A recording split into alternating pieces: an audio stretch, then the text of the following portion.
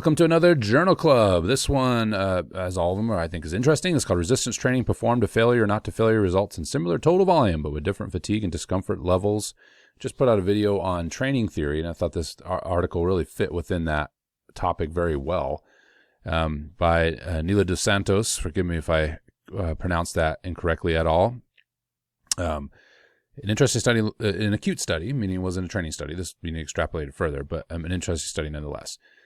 If you haven't subscribed to my channel, before I get into this, subscribe to my channel. Please do. I'm trying to get to 100 subs, really close. If you like the video content I've been putting out, content on Journal Club, Book Club, book reviews, Journal Club like this, topical videos. If you haven't checked them out, do so. Got some playlists that you might find interesting in the area of exercise and sports science, training science, weightlifting videos, technique videos, so on and so forth. Trying to expand in every direction. So subscribe to my channel, and you'll be keeping up on what I'm doing. I'm trying to put videos out as frequently as possible. Also, take a look at my Patreon page if you can help support me in this. That helps me justify the time to put these videos together as well. All right. So, again, if you like this video, smash that like button. Isn't that what people say? Smash the notification button. I don't know. Smash something. Smash some weights. Okay. So let's look at this study. And obviously I can't show you because of the copyright, but this was interesting for a lot of reasons. So we had 12 women that participated in the study. They squatted roughly 1 RM as their back squat, so they can squat their body weight. They did their 10 RM in the study, which was 46 kilo, and the average body mass for the individuals, the women in the study, is 59 kilo plus or minus 11. So I'm going to say roughly around 1-to-1 ratio for squats. So people, these athletes were trained, they had 4.5 years of experience. So again, we can argue about what trained is. Does this apply to elite athletes? No. But are these individuals untrained? It does not appear to be so. So these individuals came in, they did 2 protocols. They either did squats to failure or squats not to failure. So they did 10 RM and then set the load up on the bar, and either had the athletes go to failure, as it was just, you'd imagine squats to failure over the course of 4 sets, so every set to failure, or they did not to failure when there was an average 20% drop to mean propulsive velocity. Okay, so there was the typical 20% drop off, right? When that occurred, the set was terminated. Okay, and then looked at some variables here, like the number of repetitions, of course, RPE, discomfort scale, and then look at your typical maximal peak velocity, mean velocity, minimums. Again, just your typical stuff you'd find in a study like this. And I'll highlight some of these as we go along. So what was found in this study? What are the results of this study? So the average, this is, I think, some of the interesting pieces. The average repetition number, right? If you add them up, and they're within each other. So in other words, the to failure group over the course of 4 sets got roughly 25 reps total, where the non-failure group roughly 23, 24 reps. Again, there's some plus or minuses here, but the interesting thing is that they got roughly the same amount of reps. They got the same amount of volume in. Now, obviously, the first set for the failure group was much higher, closer to 12, and the first set for the non-failure group, remember with the 20% cutoff, ended up being around 30% cutoff, was around 7.5 reps. And if you look at the average number of repetitions then later on for the non-failure group, it ended up being around 5. So to me, this kind of supports the idea of 5 reps. So even if you're not doing velocity training, if you take somebody 2 to fail, right, which could be roughly around that 20% drop, 5 reps is a good range. And that's, if you think about 5x5 training, which has been around forever, that's still a really good prescription when you're not going to failure. If you're going to failure, the 4 set, the average number of reps was rounded up to 4. And again, there's some plus or minus around 1 rep for each one of these. A little bit more for the first set, was around 2 reps, plus or minus. So roughly the same repetitions. The quality of work, though. So if we look at peak velocity, let's go to the 4 set, because that's where we see the biggest difference. The peak velocity was 0.44 meters per second and 0.5, or 0.44 for the failure group and 0.5 for the non-failure group, which was statistically significant for that set. Also statistically significant at set 3 as well. Okay, so the barbell velocity was maintained for set 3 and 4 to a greater degree than the maximal group. Not surprising, right? Fatigue is picking up from set to set, and when you go into failure from set to set, obviously the quality of movement is going to decrease. And so what could that mean over the long term? This is not a training study. Okay. So I'm just looking at some real quick.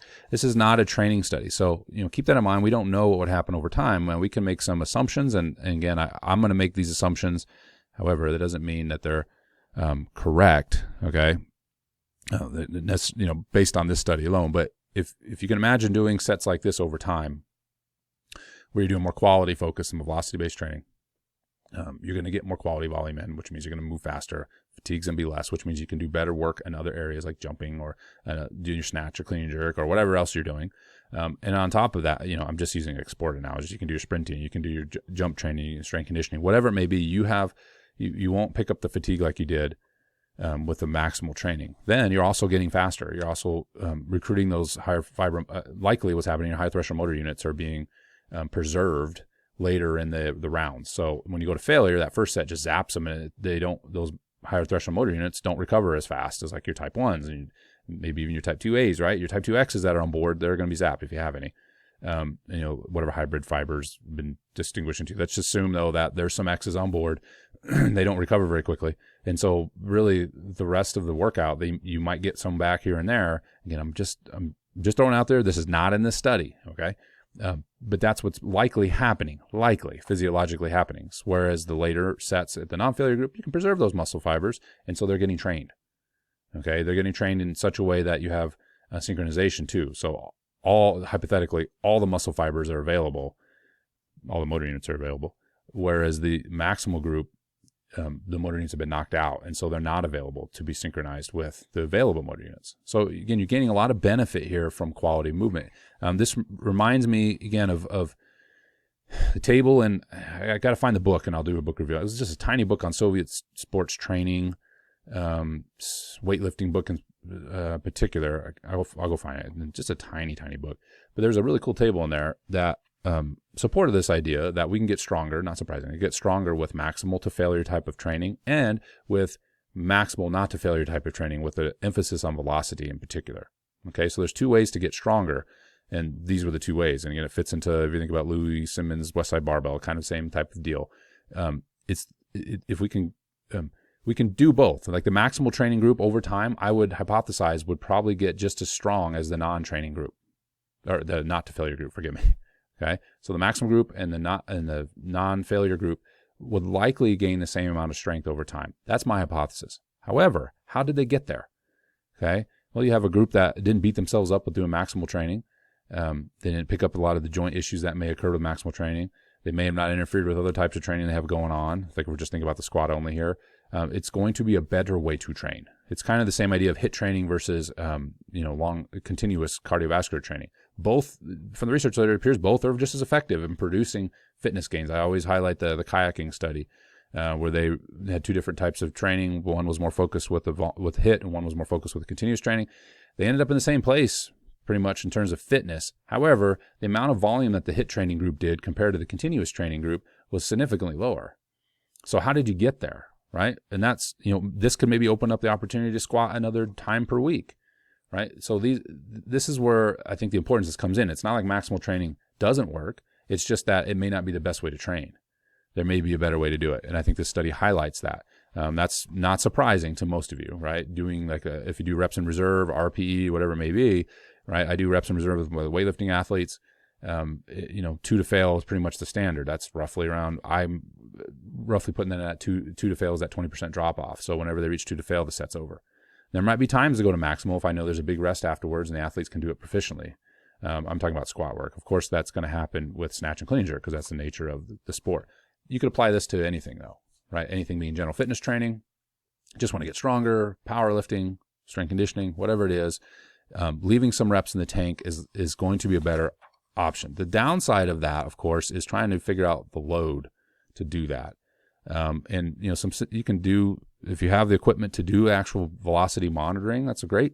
The old eyeball test is still pretty good if you've been coaching a while, especially, or if you've been watching yourself, when the barbell's slowing down, you know what it feels like when you're doing it. When you notice that you're starting to slow down, you can use a camera. There's lots of simple apps that can do this for you if you trust them that they're accurately measuring. And then, you could do percentage based. So meaning like, you take down the percentage. So if if you're supposed to be going to failure at 85% for 5, don't use 80%. Use 82.5, use 80. And that's going to be different, though, from person to person, right? So if you have a rower, elite rower lifting, they probably can do 85%. And maybe do more reps than 5. If you have an experienced weightlifter, powerlifter, 85% for 5 might kill them. So, I mean, it just depends, right, on who you're talking about here. If you have a female athlete versus like a super heavyweight male and a 45 kilo woman, that might be a different response. And if the woman was cutting for 45, that might be a different response. So on and so forth. You get the idea. But overall, though, this is a very interesting study. There was differences in peak velocity, mean propulsive velocity, we set for both of these groups. In other words, again, velocity was maintained well. There was a significant difference in minimums as well for the maximal versus the non-fatigue group. And so the non-fatigue group had higher minimums, okay? Significantly different. Not surprising, right? They're not getting tired. You're not seeing those quote-unquote garbage reps, right, where the bar is slowing down. If we look at maximal output, okay, again, significant differences on set 3 and 4. So you see this kind of same thing on all the variables that were measured in terms of velocities, both mean and peak, that 3 and 4, right, is really where we solve and separate. Okay. Now, if you're thinking like hypertrophy, will I get any hypertrophy after doing velocity-based training, or at least being mindful of not going to failure? Well, if volume is key, okay, volume is key, and you get the same amount of volume with both types of training, both maximal repetitions to failure and non-maximal, then it seems to make sense that, at least with compound movements, in this particular study, based on, again, I'm making a lot of assumptions based on this study, so read into that as well. But this study could promote the idea, and I think other studies have done this, is that not to failure could be a better way to train over time, because you're getting the same amount of volume in. So if you're getting the same amount of volume in, right, shouldn't over time. Now, again, we can argue about metabolic stressors, and I think there is times to go to failure for strength, less so. If we're talking about squat work and bench and things like that, there's times you can go to failure outside of competition type of lifts, or lifting situations. And certainly the hypertrophy training, I think there's times to go to failure, but not in the compound movements because the fatigue is so high, and we see that here very infrequently with the compound movements. That's my own philosophy. Here's a piece of literature that supports this idea, where I get this philosophy from. All right, I hope that's helpful. Again, if you like this video, you thought it was helpful, like it. And again, subscribe if you haven't already, and check out my growing library of videos. I hope I covered this. It's a small, it's a short study, but I think it holds, again, another piece of what we've seen in other studies that, not going to failure is a good idea. And I didn't mention the RPE or the discomfort pain, but as you can imagine, it was pretty stable RPE wise, 10, right? Maximal across all sets, where it started to rise up towards 8 towards the end for that 4 set on squatting. So if you're trying to look for a range in terms of RPE, the first set was around a 6, and then it ended up toward 8. So you could average that around a 7, right? So if you're really trying to push hard, a 7 to maybe an 8 for that last set would be applicable. Again, I think about 2 to fail is about that right range in order to, that seems to be all pointing the same thing. I'm just trying to triangulate things, right? How the athlete, and that's what the study was trying to do. How do athletes feel? How's the bar moving? What's total reps? So on and so forth. An RPE of 7 to 8 is probably a great range, not surprisingly, or a RIR of an 2 is probably about the range around hit this 20 to 30% drop in velocity and still get the volume in. Okay, I'll quit talking in circles, and I will catch you in the next video.